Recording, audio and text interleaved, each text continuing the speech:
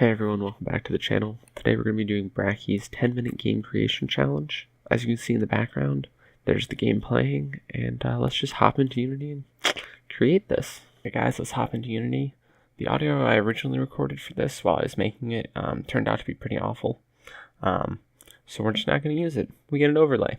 Alright, anyways, the first thing I did was I made two scripts, a player controller script and a cube script. Obviously, it's good practice to make a lot more scripts, and ideally if I had time, I would make things like a UI manager. For this game, I'd have something to do spawning, and I'd have a couple other things to help control the flow of the game, and I'd really only do player input in the player controller, but, you know, it's whatever. What we're going to do is throw it all into one script, because you know what can go wrong. So we're going to start out with making a shoot method, right? So our player needs to be able to interact with the world. So we're going to have a raycast being shot from the mouse point and just kind of going down. If it hits a cube, then we're just going to kill the cube, which is what we're doing right now. We're going to get the component of it from the collider, and then if it's not null, which if we click any cubes, it's not going to be null, right? Then we can kill the cube. So we need to make the cube die method, so we're going to make that real quick right here. We're basically just going to set the cube to false, so we don't have to see it anymore. Could use destroy. I'm actually going to use an object pooler. That's one of the things I imported originally, and you just set it to false in an object pooler. It's very performant, and obviously I'm trying to be performant here. Obviously. Anyways, what we're going to do now is we're going to do something that's kind of bad practice, arguably good practice, sometimes useful in certain situations. This isn't a great usage of it, but we're just going to make our player controller a singleton, and we're just going to add points to it. Or I guess I was like, nah, let's not use points, let's use score, because apparently that's easier to type. Now what we're going to do is we're also going to spawn another cube when we kill this cube. So that way it kind of has a skill-based difficulty curve. Deep game mechanics right here. Deep game mechanics. I'm going to hop back into the player controller, and I'm going to make a spawner coroutine, whatever you know, whatever. And it's just going to spawn a cube about every half a second. So we're constantly getting new ones, even if you're not clicking on them, right? So deep mechanics. That's what we're here for. Deep game mechanics.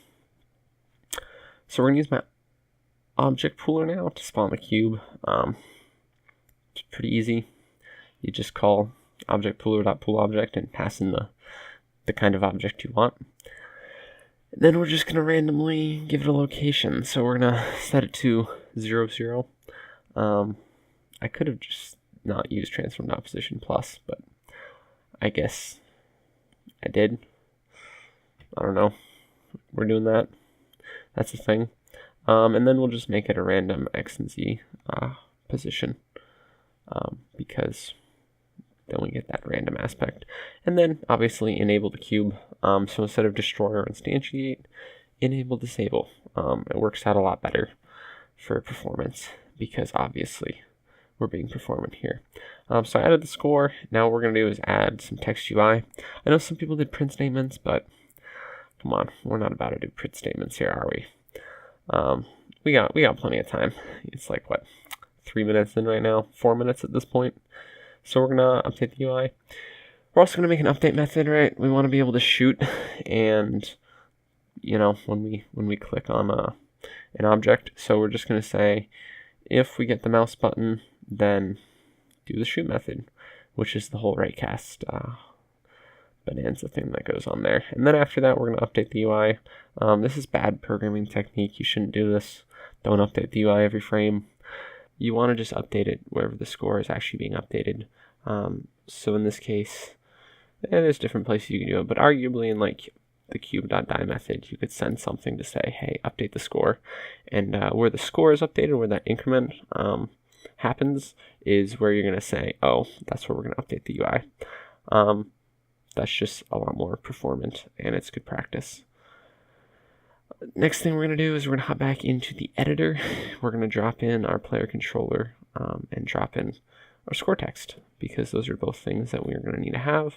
Oh, this is a fun part. I constantly click Control Save for like 10 minutes.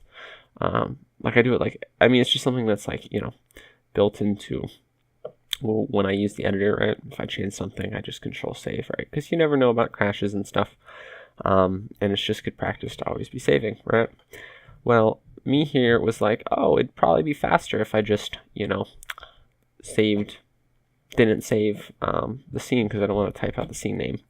But yeah, so I ended up clicking cancel like at least 15 times in this video. There's another one. All right, what I did here was I basically just created the object pooler object called the pool manager, and I added the cube to it. I also just threw the cube script on the cube. Nothing fancy. It's pretty basic stuff. I ran here and I realized that the camera isn't orientated properly, right? So I had to sneak in there and change that so it's looking down from above. On that, I was actually pretty proud of that. I got the X rotation 90 degrees right on the first try. Normally it takes forever for me to figure out which way I need to rotate the camera for it to look the way I want it to look. So I was happy about that. Win the small battles, I realized at this point that I never started my spawning code routine, so I had to go back in and do that. And then we ran the scene here, that high-speed saving right there and compiling. All right, so the game now works. If I click on an object, it dies, but it looks awful. Like everything's completely whack. So I changed the projection to orthographic from perspective. Obviously, it's a 2D game. You don't really need 3D, and it probably looks better in 2D. I also made a red material for the cubes, and I made a post-processing profile. So as I said, I already installed the post-processing stack on here. So I'm just gonna, throw bloom on there, throw some anti-insanity thing, and I threw grain on there to give it kind of that like retro feel, because the game already looks gonna look kind of bad. It's just a bunch of cubes, right? So a little bit of a retro feel on there, and yeah, so we threw that on the camera. Now it looks a little bit nicer. We're gonna update the text so it looks a bit nicer. I have a font that I just downloaded from the internet. I can link in the description if you guys want to use it. I used it in my last video, actually. Go check that out if you want some sick UI tips. Side tangent there. But I, made the UI display properly. It's not looking super nice, but whatever. That's fine. And we're going to change the color as well to red so it matches the cubes. And then we're going to run the game. So we're about 8 minutes in right now, and the game works and it functions and it does pretty much everything you want it to do.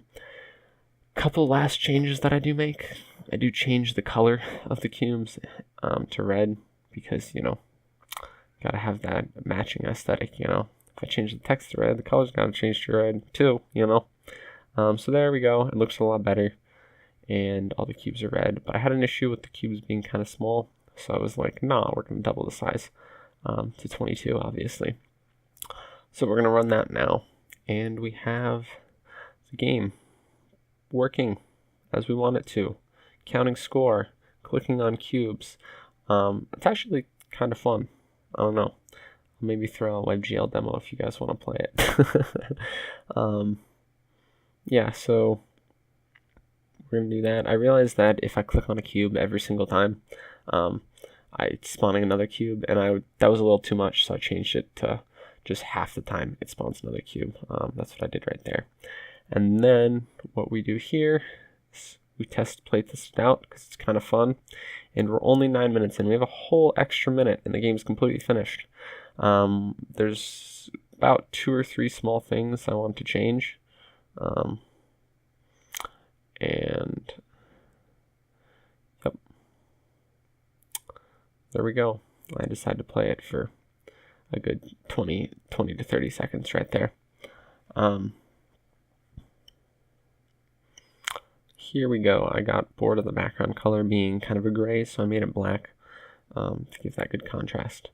Not sure why the bloom only works on like half the cubes, but that's whatever. I full screened it here and I realized that Unity's canvas is kind of cucking me over by being whack. So we changed it to scale with the screen size, which is kind of important, something you want. and then I changed the text size to be a little bit smaller, and yeah, that's pretty much it. I hope you guys enjoyed this video. I know it's probably pretty low quality, considering, you know, new YouTube channel, all that sort of stuff. Not too great quality. I'm talking into a $10 headset mic right now, so, you know, what do you expect? Anyways, if you guys enjoy, maybe, you know, drop a like, drop a thick comment, drop a thick dislike if you didn't like it, because, you know, I appreciate those too. Any sort of engagement, Gucci gang. Yeah, that's about it. I hope you guys have a fantastic day. Don't get shot.